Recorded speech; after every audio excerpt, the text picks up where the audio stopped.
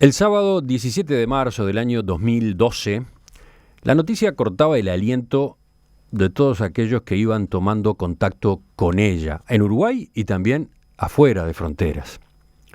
2 enfermeros comparecían ante la justicia sospechosos de haber asesinado a más de una decena de pacientes a su cargo en el Hospital Maciel y en la Asociación Española.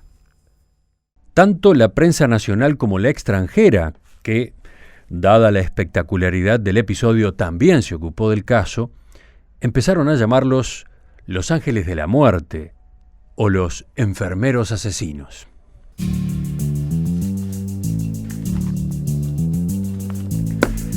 Las sospechas habían comenzado a gestarse meses antes en el Hospital Maciel. Se comentaba que en la unidad de cuidados coronarios de ese centro asistencial se había disparado la tasa de mortalidad y los rumores apuntaban como responsable a uno de sus funcionarios, Marcelo Pereira. El 12 de marzo, los hechos se precipitaron con lo que le ocurrió a la paciente Gladys Lemos. La médica tratante había firmado ese día la autorización para que dejara el hospital. Sin embargo, antes de que la señora se retirara, hizo una crisis que motivó que fuera derivada a la unidad de cuidados coronarios, donde poco tiempo después falleció. Fue en esa unidad donde por primera vez tuvo contacto con Pereira, quien posteriormente ante el juez reconoció haberle suministrado morfina sin la debida prescripción médica, no con el fin de matarla, sino, dijo, con la intención de sedarla. En su declaración, Pereira agregó que no podía precisar cuántas veces ni con cuántos pacientes había realizado esa maniobra, ni cuándo había comenzado con esa práctica. Cuando Pereira fue detenido, entre sus pertenencias encontraron un celular que guardaba cientos de mensajes de texto. Uno de ellos fue el que terminó haciendo la conexión con el otro enfermero, Ariel Acevedo, que trabajaba en la Asociación Española, en el CTI neuroquirúrgico. Era un mensaje enviado en diciembre del año anterior, 2011, a Andrea Costa, la enfermera que luego sería procesada como cómplice de uno de los supuestos homicidios. El SMS hacía referencia a que Acevedo le había suministrado una medicación a un paciente en ese centro, que se había ido a la farmacia y que habían quedado resucitándolo. Ese paciente falleció poco más tarde. Acevedo admitió ante el juez haberle puesto la medicación a esa persona. El enfermero dijo que mientras se encontraba solo, se aproximaba al paciente con una jeringa y le inoculaba 20 centímetros de aire. No pudo confirmar cuántos pacientes fueron víctimas de esas acciones ni cuándo comenzó a llevarlas a cabo, aunque estimó que podría haber ocurrido durante un par de años. En la sede judicial, tanto a Pereira como a Acevedo les mostraron fotos de pacientes que podrían haber muerto como consecuencia de sus maniobras y los indagados reconocieron a varios de ellos.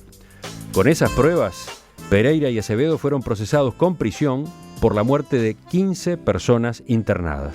A Pereira se le atribuían prima facie 5 delitos de homicidio en régimen de reiteración real, a Acevedo otros 10 delitos de homicidio especialmente agravado en reiteración real. Y Andrea Costa fue procesada como cómplice de homicidio muy especialmente agravado. Esta causa, que se conoció como Operación Ángeles, fue conducida en la etapa inicial por el juez en lo penal Rolando Bomero. En declaraciones a la prensa, el doctor Bomero explicaba así lo que había podido reconstruir sobre la conducta de los procesados. La metodología en un caso era aplicarle morfina directamente en vía central y en otro caso, al parecer, era aire en vía central, lo cual le ocasionaba la muerte en pocos minutos. ¿Por qué lo hacían, doctor? Según manifestaron, porque no querían ver sufrir a la gente. Se trata de situaciones graves, pero que la muerte no era un episodio que se representaba en el momento en que ocurría. ¿Todos eran pacientes terminales? No, no eran pacientes terminales, independientemente de que hubiera alguno que lo fuera.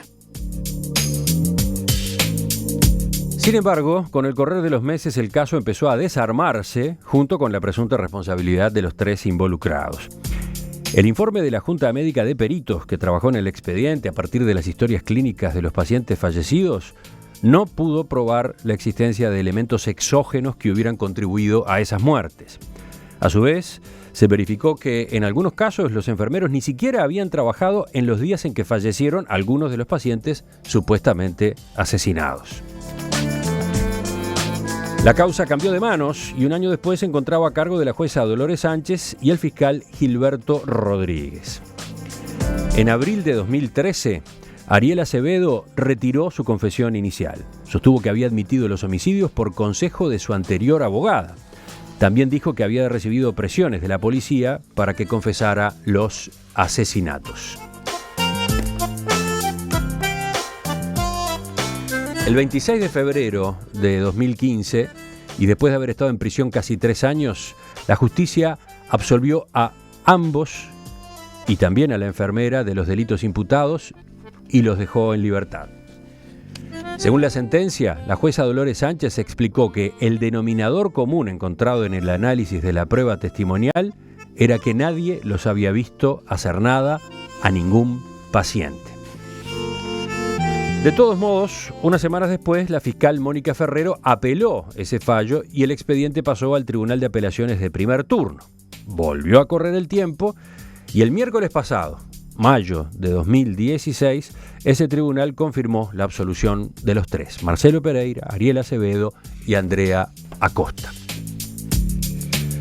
Ahora, la fiscal Ferrero tiene todavía algunos días para decidir si presenta o no un recurso de casación que, en caso de presentarse, se definiría en la Suprema Corte de Justicia. O sea, el trámite judicial no está 100% cerrado. De todos modos, creo que todos, incluidos los periodistas que informamos sobre este caso durante todos estos años, todos tenemos muchas preguntas en torno a este expediente y sobre todo al desenlace al que parece que se encamina. ¿Cómo se explica? ¿Cómo se entiende este proceso tan retorcido? Vamos a tratar de entenderlo y para eso hemos invitado esta mañana a 2 de los abogados que participaron del caso. Están con nosotros el doctor Humberto Tesque, representante de Marcelo Pereira. Buen día. Buenos días. Y el doctor Andrés Ojeda, uno de los representantes de Andrea Acosta. También bienvenido. Buenos días, ¿cómo estás? Una primera puntualización. ¿Cuándo se incorporó cada uno de ustedes a este proceso? Y yo, cuando estaba firme el autoprocesamiento, pero abril del 2012, por ahí más o menos. O sea, a los 15 días de que había sido procesado. ¿Y en el caso suyo? Al mes de procesamiento, pero lo tomó mi socio originalmente, o sea que en realidad la defensa se mantiene. Conviene aclarar que, como dije al pasar recién en el resumen, este fue un caso particularmente cargado de cambios, no solo en la defensa.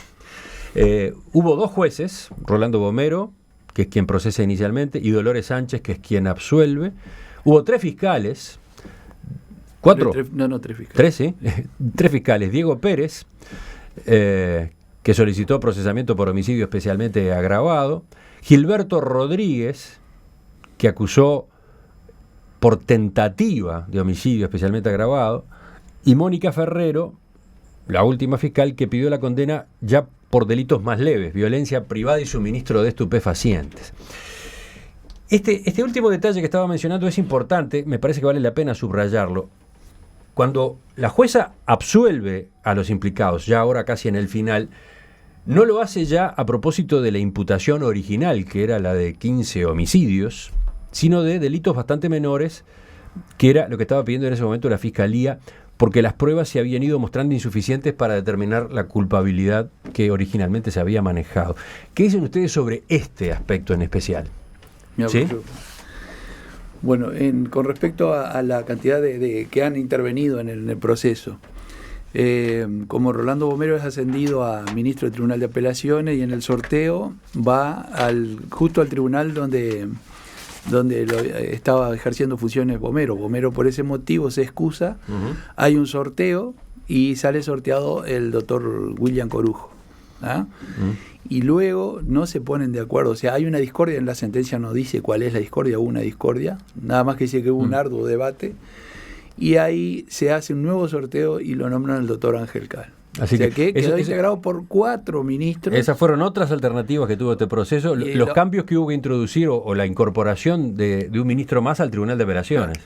Entonces, si usted suma la posición de los 4 ministros del Tribunal de Apelaciones más la posición de la doctora Sánchez, hoy por hoy tenemos 5 jueces que avalan la inocencia.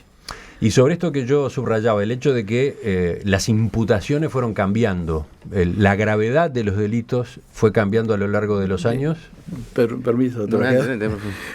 No, le fueron cambiando principalmente en el desarrollo de la prueba, donde se empieza a ver que no coincidía, es cuando vienen los primeros informes técnicos, ya desde la química del Instituto Técnico Forense, que en el caso de la primer señora, en el caso Centinela, yo me voy a reservar el nombre de no estarla nombrando constantemente, pero el primer caso que dio la señora Gladys, se encuentra en su orina rastros de morfina o metabolitos casi que inmedibles.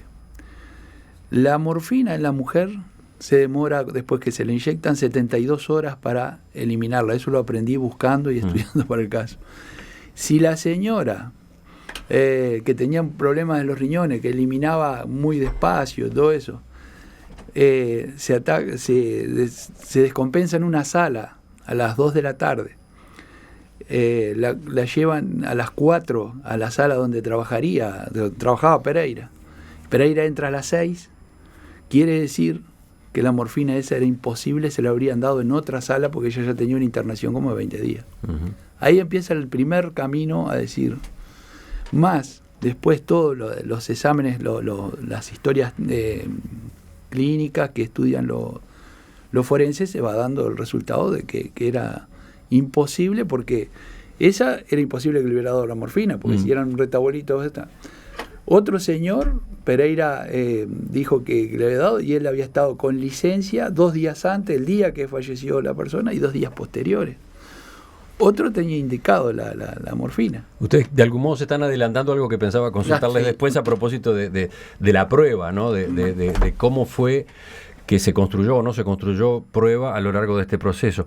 Mi pregunta inicial era a propósito de cómo ha ido cambiando los delitos en juego, ¿no? Con relación a eso, en el caso nuestro, ella es procesada por una complicidad de un homicidio especialmente agravado, uno solo. Sobre el transcurso del proceso y en el cambio de fiscalía, el fiscal acusa por otro delito, acusa por encubrimiento, pidiendo una pena de 24 meses de prisión. Por eso ella sale bastante antes de prisión que ellos dos. Ella recibe la absolución ya en libertad. Ahora, qué importante los cambios de operadores. Yo creo que en alguna medida es lo que permite una sentencia absolutoria que en realidad es bastante rara en nuestro derecho penal. Efectivamente, si estamos ante algo con pocos antecedentes. Se pone a buscar, yo hablaba con algunos abogados colegas, de repente tienen muchos años en esto, muchos más que yo seguramente, y dicen que quizá en su vida no han visto ni una absolución, porque no es común, y creo que esto sería un antecedente de lo que tiene que ver con el nuevo CPP. El cambio de juez al momento de dictar sentencia hace que no se sienta quizá tan obligado por el procesamiento, pero no es culpa del juez, es culpa del sistema que obliga a alguien a tomar una decisión inicial y después ser el mismo que toma la decisión final. Y hay que sacarse el sombrero con una Dolores Sánchez que dicta una absolución ante un procesamiento dictado por su superior jerárquico procesal directo, el doctor Rolando Bomero, ¿no? Hizo una valoración de prueba seria, objetiva, y tomó una resolución abstrayéndose de un contexto que la empujaba a tomar la decisión opuesta, ¿no? Me refiero a la opinión pública, ¿no? Sí, ¿algo más sobre esto y pasamos a otro punto? No, que a mí, como dice él, es muy raro, que a mí es la segunda o tercera vez que me pasa en 26 años que hago, que ejerzo, es la segunda vez que me pasa, digo, pero el otro era un accidente de tránsito pero igual, lograr una solución no es nada fácil, ¿no? Por eso mismo que todos estamos impresionados, ¿no? Por eso mismo que estamos todos sorprendidos y tratando de entender cómo ocurrieron las cosas. Ustedes han dado algunas pistas en esto que acaban de comentar, pero vayamos al arranque de todo esto. Esta investigación comienza porque había rumores en la unidad coronaria del Hospital Maciel que hablaban de aumento de la tasa de mortalidad en esa unidad. Había comentarios que apuntaban a Marcelo Pereira como el responsable. La investigación se precipita a partir de una denuncia que reciben las autoridades, una renuncia que daba pocos elementos, pero eso que ya se tenía entre manos, que ya se venía siguiendo, tiene un episodio determinante que es la muerte de esta paciente, Santa Gladys Lemos, que fue la que lleva a que Pereira sea detenido. Sobre este asunto, sobre el comienzo mismo del proceso, ¿quieren hacer algún comentario? Sí. Ahí hay un cúmulo de errores. Cuando van a hacer la estadística se equivocan. Y entonces se dan cuenta, dicen, se disparó la estadística de muertos. Y cuando hacen el estudio nuevamente, se dan cuenta que está dentro de la normalidad. Y mandan otro oficio al juzgado diciendo, no, miren que la primera estadística está equivocada, y lo detallan por qué, dónde se equivocaron. O sea que entonces, aquellos rumores que eran el caldo de cultivo para la denuncia con la que empieza todo, los rumores que circulaban en el Hospital Maciel, en definitiva estaban equivocados. Claro. O mejor dicho, se basaban sí en una estadística que existía, pero que había sido mal hecha. Exacto, que ellos mismos, en el propio expediente surge de que un oficio del director del hospital, no me acuerdo en aquel momento si era Gabus, que se habían equivocado en la estadística. Uh-huh. Pero lleva a tal grado de rumores. Cuando nosotros citamos a la gente que había declarado en primer momento cuando pedimos el desarrollo de la prueba, que usted le decía a los que habían participado en las denuncias o que habían sido testigos, deme el nombre concreto de una persona que le dijo a usted que Pereira hacía tal o cual cosa. La respuesta era no. A mí me dijo una persona que le habían dicho, o sea que era dicho del dicho. O sea, pero hay un punto, porque si no parece que el doctor Bomero hubiera hecho una atrocidad, ¿no? El doctor Bomero, en su momento, con lo que tenía, porque para eso están los procesos, ¿ah? Con lo que tenía, dijo, bueno, voy a procesar, porque también si hubieran quedado esperando todo el proceso en libertad ambulatoria, bueno, el país se hubiera partido al medio, ¿no? Sí, pero vayamos justamente... Yo tengo una discrepancia. Yo creo que se justificaba, aunque hubiera habido un procesamiento, libertad ambulatoria. Digo... Acá vamos a otro punto delicado, ¿no? No me parece... ¿Por qué procesamiento con prisión? ¿Por qué la prisión? Y esto pone el foco de vuelta en momentos que se discute el nuevo Código de Proceso Penal, el fundamento mismo de la prisión preventiva, ¿no? En el caso particular de nuestra defendida, creo que fue, digamos, chupada por una vorágine enorme de un tema en el que ella estaba involucrada solamente en un solo caso, en una complicidad, o sea, nunca estuvo acusada de ningún homicidio, y sin embargo creo que la procesan con prisión porque el momento y lo vertiginoso de todo lo que ocurrió y la alarma social, digamos, llevaron al juez a tomar una decisión de tono quizás salomónica para no tener un problema, pero no porque, digamos, los méritos procesales así lo impulsaran. Pero a ver, vamos a tratar de ordenar justamente algo a propósito de la enfermera. Cuando le incautan el celular a Pereira el día que lo detienen, encuentran un cruce de mensajes de texto entre enfermeros, que es el que deriva en el arresto de Ariel Acevedo y de Andrea Acosta. Uno de esos mensajes, enviado por Andrea Acosta a Pereira, expresaba, bueno, la jerga, en fin, es esta, dice, el puto limpió al 5 y se fue a la farmacia, todos reanimando. Otro decía, no me inculpes, maldito. ¿Qué explicación brindó Andrea Acosta a propósito de estos mensajes? No, ella tuvo 2 declaraciones o 3 durante el proceso, yo no recuerdo bien. Siempre, a ver, vamos a ordenarnos, siempre estuvo claro que ella nunca estuvo acusada de homicidio. Entonces, lo que se dijo en su momento fue, por parte de la Fiscalía, que ella conocía de lo que estaba ocurriendo y no lo denunció. Ella niega haber conocido directamente el asunto, lo que dice era un rumor que podía haber en los pasillos del hospital. Ahora, pongámosle que hubiera sido así y que hubiera conocido. ¿Cuál es el delito? No hay ninguna complicidad por no hacer una denuncia. De hecho, nadie está obligado a denunciar ningún delito, salvo funcionario público por razón de su función. Entonces, lejos está de ser una complicidad y lejos está de ser un encubrimiento, porque si uno no está obligado a denunciar, está encubriendo si no denuncia. O sea, ese encubrimiento era omisivo.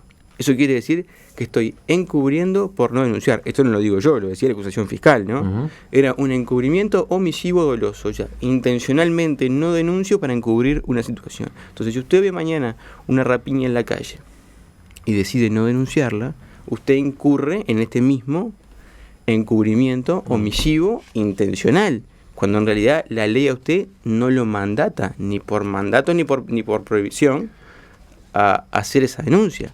Entonces, a nosotros nos pareció que ese día, yo no estaba mi socio, el doctor Fernando Posada, ese mensaje de texto, en el contexto de todo lo que había ocurrido, de las confesiones y de la conmoción y alarma social, terminó generando un procesamiento equivocado y una prisión aún más equivocada. Pero a propósito de la responsabilidad del enfermero al que aludía Andrea Acosta en ese mensaje, ¿qué es eso de que había limpiado al cinto? Ella lo que dijo fue, ellos son gente, Acevedo en este caso es religioso, tiene, creo que es un bandista de la religión de él, y sí, ellos, según se dijo ahí, practicaban limpiezas del tono espiritual, quizás sea creíble por muchos, no sea creíble por tantos, quizás para muchos valoren como quiso justificar a posteriori algo que originalmente quiso decir de otra manera. Lo que sí es claro, que aunque dijera lo peor que se interpreta de esta frase,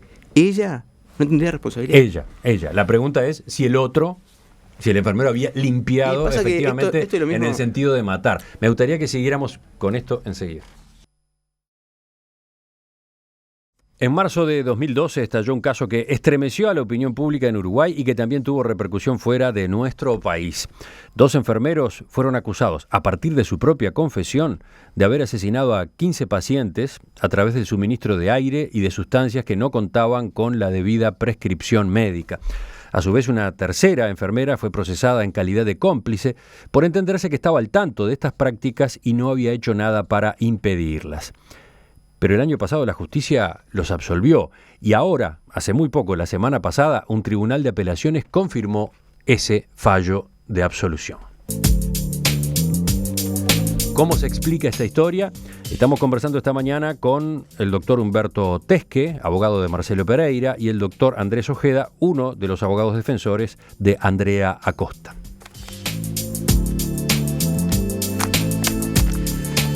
Yo decía, hay cantidad de preguntas y veo acá entre los mensajes de los oyentes uno que dice, ¿por qué confesaron los enfermeros? Eso es muy raro.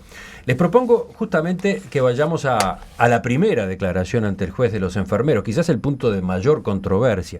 El juez, el doctor Rolando Bomero, explicaba a los medios de esta forma la situación. Las 2 personas admitieron numerosas situaciones idénticas, que a muchas personas les habrían suministrado medicación para que fallecieran. Ellos, por fotografías que se le exhibieron, uno reconoció a 5 y el otro a 11. La investigación continuará. ¿Qué dicen ustedes sobre ese momento? Muy bien. A Pereira, él se sintió presionado. Aparte, todo el mundo opina en decir, ¿por qué confesaron? ¿Por qué dijeron? La gente se pone nerviosa hasta cuando va a declarar como testigo de divorcio, que es algo administrativo, por una separación de hecho de más de 3 años, y la gente ya se pone nerviosa. Póngase usted en la situación de que lo llevan a usted de acá de su trabajo, llega a la policía y la policía le puede empezar a decir, no, usted lo tenemos filmado, ya sabemos lo que hiciste, y tenemos a tu señora acá, si no te haces cargo, quien va a ir detenida va a ser tu señora. La señora estaba efectivamente detenida y surge del expediente que aparece en los oficios el ingreso de la señora, o sea, cuando se produce la detención, el ingreso como detenida, pero después no aparece cuando le dejaron en libertad a la policía, ¿no? Y él dijo, no, dejen a mi señora tranquila que no puedo hacer nada, pero aparte usted no se olvide que son 5, 6, 7, 8, 10 horas de interrogatorio, o sea que lo llevan, lo traen, lo sientan, lo llevan de nuevo a una habitación o calabozo, lo traen de nuevo. Entonces eso es un desgaste muy grande, pero a su vez, ¿por qué confesaron? Se les ha reiterado varias oportunidades, no confesaron ningún homicidio.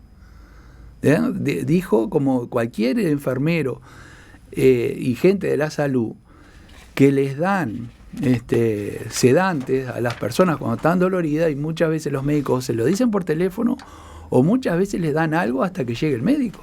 A mí me pasó después de esa situación, que el padre, un íntimo amigo mío, estaba desesperado de dolor porque tenía una enfermedad terminal, y empezó a los gritos, y mi amigo al lado mío le decía, denle algo, cálmenlo, denle algún calmante, pero después me pueden denunciar. Entonces, Hay una... Pero usted dice que Pereira nunca confesó haber confesó. suministrado esa medicación para matar. Primero que él Se lo confesó, pregunto no por porque eso. ya él a esta primero- altura ni recuerdo todos los detalles que se fueron publicando a propósito de lo que fue la declaración. Ahí está. Pero él reconoció sí que suministraba medicación que no había sido prescrita por la profesional o el profesional a cargo del caso. Eso sí. No, eso fue lo que él lo toman como reconocimiento, como confesión lo que él declara. Pero Sí. si usted va y después coteja científicamente que la señora Lemos, la primera, le habían dado la morfina como 3 o 4 días antes en otra sala, no coincide. Si dice que le dio a un señor y que tuvo que él tuvo con licencia toda esa semana, no coincide. Si usted mira otro caso y toma la historia clínica y la empieza a revisar y resulta que tenía una medicación indicada que era morfina, no coincide. Entonces de ahí se va cayendo uno a uno.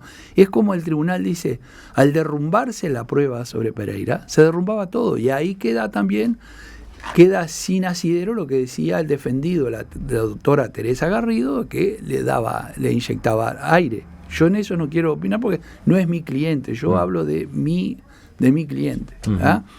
Pero entonces usted dice que la clave es que el nerviosismo, las presiones. La presión. ¿Cuál presión? Esa que usted mencionaba, Sí, el exacto. que estaba su esposa Exacto. detenida en ese momento. Sí. Básicamente es eso. Sí, la presión porque le dicen a él le decían que estaban, y él pensó que lo estaban interrogando por falta de medicamento en el hospital. Y no, él no se dio cuenta de que le iban a indicar, lo iban a acusar de homicidio. Ajá. Pero usted dice que nunca él señaló que suministraba, por ejemplo, un medicamento no ordenado por el profesional para matar. Exacto, en ninguna parte del expediente. Ajá. Ni cuando declaró en el peor momento de nerviosismo, yo le puedo mostrar la declaración, o quizás usted la tiene. No, va a ser bueno repasarla. ¿Ah? Doctor Ojeda, ¿usted quiere agregar algo sobre esto? Claro que nosotros, en el caso de nuestra defendida, jamás hubo una confesión, Sí. porque jamás hubo una acusación de homicidio. Ahora, esto vale y es interesante a los efectos de valorar la confesión en derecho penal, ¿no? Hay una creencia popular que siempre se repite y con frase incluida que dice a confesión de parte, relevo de prueba. Bueno, eso en derecho penal no es así. Y este caso es muy interesante desde lo estrictamente jurídico para explicar eso. Porque, aunque hubiera habido una confesión, que como dice el doctor Tesque no la hubo ni tan clara, si todas las pruebas apuntan en contrario a la confesión, eso hace ver que la sola confesión no puede... Si yo le dijera ahora, que como decía Gabriel Pereira en El Observador ayer, yo maté a Kennedy y se lo confieso acá, usted me va a decir, no, usted no mató a Kennedy, pues yo se lo estoy confesando en este momento. Bueno, entonces es importante que aparte de una supuesta confesión, tengamos otros elementos contundentes que dejen sin duda la responsabilidad clara. Ahora, en este caso tenemos una supuesta confesión y luego tenemos una segunda declaración de ambos, que no son mis clientes, pero yo estaba sentado ahí escuchándolos, donde ellos, para despejar toda duda, niegan cualquier aseveración relativa a una confesión. Entonces, si en algún momento se valoró confesión, fue rotundamente negada y no hay otras pruebas. Entonces, el asesinato de Kennedy se complica. Pero por lo que ustedes señalan, no debió haber existido ni siquiera procesamiento.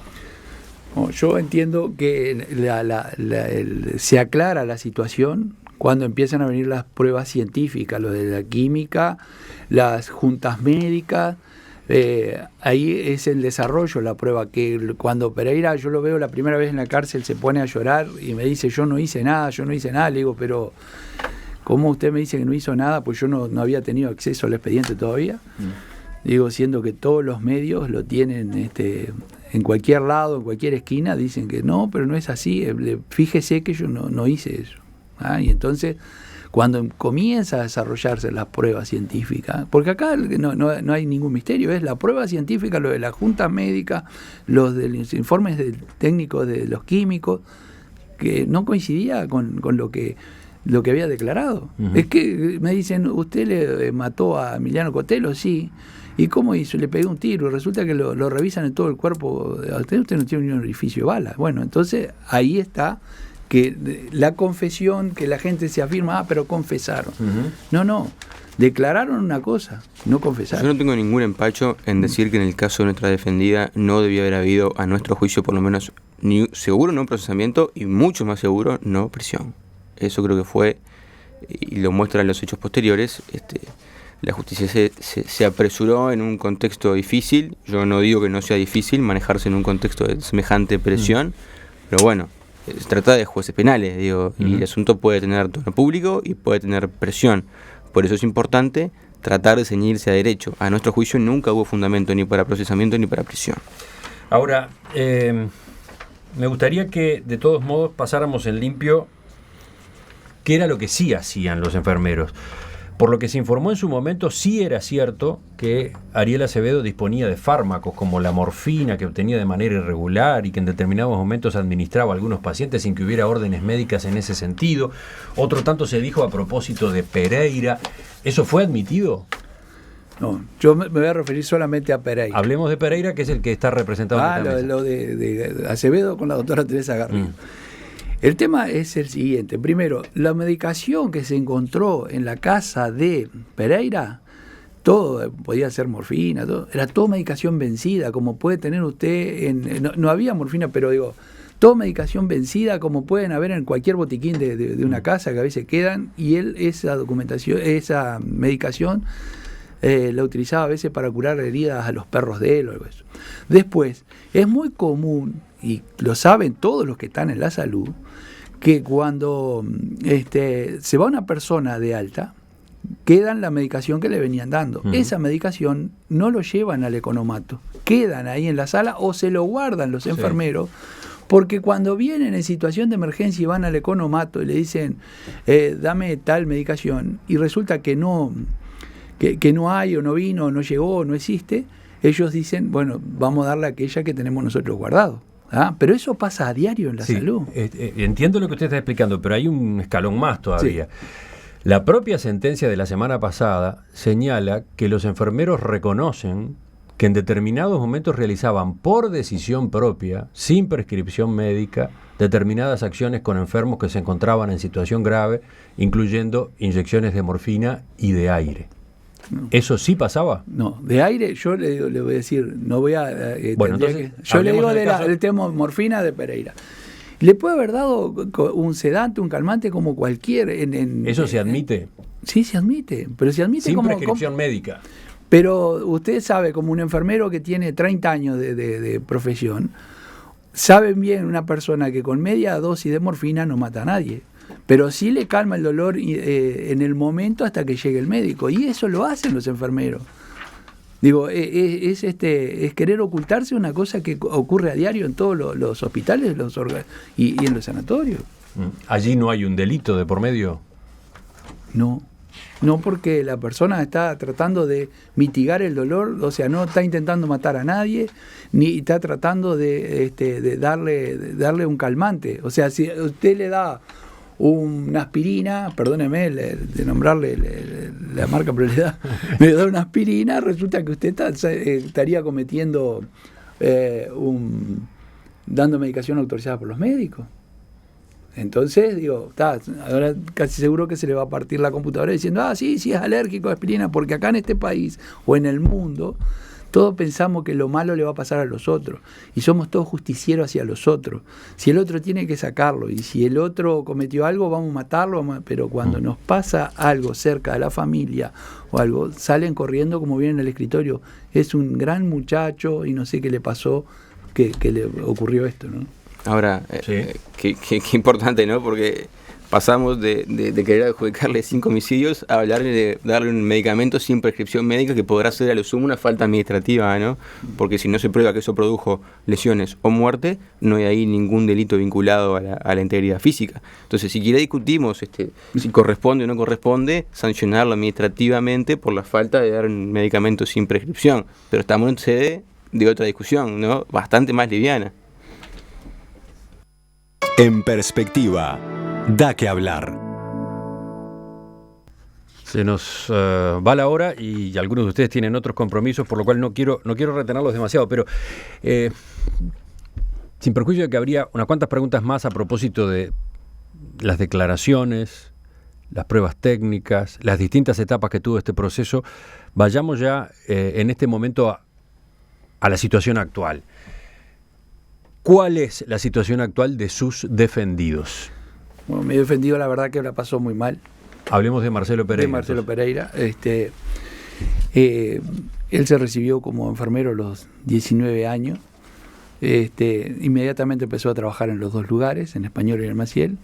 Tenía una vida ordenada, con 2 trabajos, y se encuentra de la noche a la mañana preso, y cuando sale de la cárcel no consiguió trabajo en ningún lado, y bueno, se ganó la vida como pudo. A veces hace ayuda al padre de su compañera en un reparto de vino, pero para vivir ¿Cuánto tiempo hace que está en libertad? El 27 de febrero del 2015 le dieron. Un año y algo. Sí, 1 año y algo. Y en ese año y algo ha recorrido, ha presentado, pero usted no se olvide que Pereira, desde que se publicó su imagen hasta su nombre completo, se presentaba en cualquier lugar a trabajar y bueno, pum, decían, mirá quién es. ¿Ah? O sea, ¿usted considera que es imposible que él vuelva a trabajar como enfermero? Y lo dijo la propia ministra de Salud Pública, la doctora Muniz, que dijo que era mejor que no se animaran. Mucho peor, les exhortaba que a no volver a trabajar en el rubro de la salud. Eso lo dijo el día de la sentencia absolutoria. Fíjese usted la contradicción. El Estado que le está diciendo a usted, mire que es inocente, yo lo procesé y lo metí preso, pero usted es inocente, debería estarle pidiendo disculpas por lo que le hizo, sino que el Estado, la figura de la ministra de Salud Pública, está exhortando a estas 3 personas a no volver a trabajar del rubro del que fueron violenta e injustamente arrancados, ¿no? ¿Cuántas contradicciones, quizá basadas en percepciones mucho más allá de, digamos, de hechos objetivos, concretos, jurídicos, como un procesamiento o como una absolución posterior? Perdón la interrupción, pero no es menor la diferencia. ¿Ustedes están al tanto de si la fiscal Ferrero va a apelar este fallo del Tribunal de Apelaciones? Si va a ir por la casación ante la Suprema Corte. Yo no he estado, la verdad no estoy al tanto porque no me he cruzado en estos días con la fiscal Ferrero, no he hablado. Sé que me tiene, vamos a decir, tranquilo, porque la fiscal Ferrero es una fiscal muy seria, muy responsable, y no va a ser algo que no sea, si ella tiene una fundamentación que ella entienda, que para mí no hay como entrarle a casación, porque los elementos, acá no hay infracción ni errónea aplicación del derecho, pero hay que esperar porque la doctora Ferrero, como le comenté, es una fiscal muy seria, muy responsable, y hace unas vistas que la verdad que yo que hace muchos años que ejerzo en la materia penal, tenemos que agudizar el ingenio para contestar las acusaciones, ¿no? Como dice el doctor Teji, no es menor, digamos, para interponer un recurso de casación por parte de la Fiscalía, vale aclarar que no es lo mismo que interponer un recurso de apelación ante el tribunal, porque acá se le acota el margen, no a ella, sino a cualquier fiscal que lo haga. Solamente puede ir por errónea aplicación del derecho. Eso quiere decir que los hechos y la prueba se dan por ciertos y válidos. Entonces, solamente podría ocurrir a controvertir valoraciones jurídicas, ¿verdad? Eso hace que la cuestión se restrinja bastante y hace que cualquier fiscal que esté en esta situación tenga que evaluar con detalle si corresponde ir a la corte o no por esto. ¿Falta entonces alguna vuelta más todavía o puede faltar alguna vuelta más en este proceso? De todos modos, ¿ustedes y sus defendidos tienen previsto presentar acciones reparatorias contra el Estado, por ejemplo? Y sí, esas son las comunes. Yo de las veces que saqué gente suelta, después fui y hice los reclamos normales de la prisión indebida y todas esas cosas. Digo, no está, se va a reclamar, pero que la gente piensa de que son esos juicios que se ven por televisión, los millonarios, todo eso. No, estamos en Uruguay. Digo, hay que tener un... Lo que usted dice es que las cifras que puedan llegar a obtenerse de esas acciones reparatorias no van a compensar el daño que se les ha infligido a estas personas. Se da una condición tan increíble en el Uruguay que el delito de... Si usted no puede cumplir con una falta cuando tiene una condena económica, lo tiene que pagar con cárcel. Se le fijan una cantidad de unidades reajustables por día. Pero no es la misma cantidad que le pagan por llevarlo preso. O sea, él tiene el mismo derecho, está tasado de dos formas. De una forma si usted tiene que pagarlo y otra forma si se lo deben de pagar.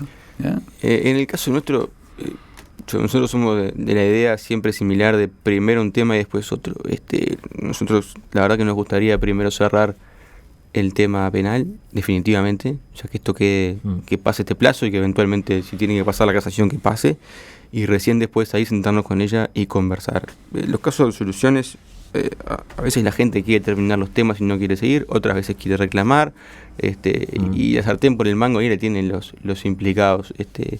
Otro tema que me preocupa es si hay una sentencia de condena, ¿quién la va a pagar? Porque el Poder Judicial está, como todos saben, públicamente complicado de recursos. Así que... Pero, por ejemplo, ustedes pueden llegar a demandar también al Ministerio de Salud Pública por declaraciones como las que acaban de recordar que formuló en su momento la titular de esa cartera. Sí, pero perdóneme, Cotelo, no, estoy en la situación... Yo le contesté en el caso de si había un reclamo. Yo estoy en la misma situación que de lo que planteó Ojeda. Nosotros con Pereira no hemos hablado absolutamente nada de este tema, sino de todo eso. Y le quería hacer una acotación de que con respecto a la casación, de si lo veía o no lo veía. Hay que tener presente de que ya hay 5 jueces que dijeron que no, porque la sentencia confirmatoria de solución fue firmada por los 4 ministros. O sea, no hay de la sentencia no aparece, no se expresó cuál era la discordia que había.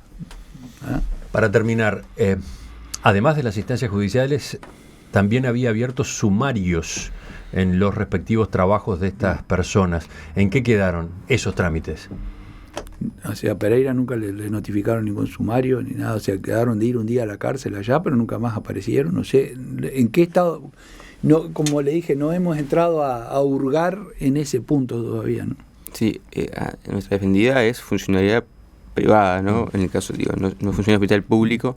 Sin embargo, nosotros no fuimos quienes la patrocinamos en el tema laboral, así que yo no me animo hoy a meterme en ese terreno. Me parecía un poquito irresponsable, pero siempre tuvimos prioridad en solucionar temas penales antes de meternos en otros. Pasa que los temas penales se comieron 4 años. Pero ya que estamos hablando de una funcionaria de una institución privada, ¿en qué situación está con respecto a esa empresa? No, ella no trabaja más en la empresa. De hecho, es público que ninguno de ellos 3 trabaja en nada vinculado a la salud, ni mucho menos. ¿Pero puede llegar a reclamar ante un despido injusto o una cosa por el estilo? No lo tenemos hoy sobre la mesa, no lo hemos discutido. Yo creo que todas estas cosas van a venir una vez que cerremos definitivamente el tema penal, nos meteremos en temas, porque esto es de más a menos.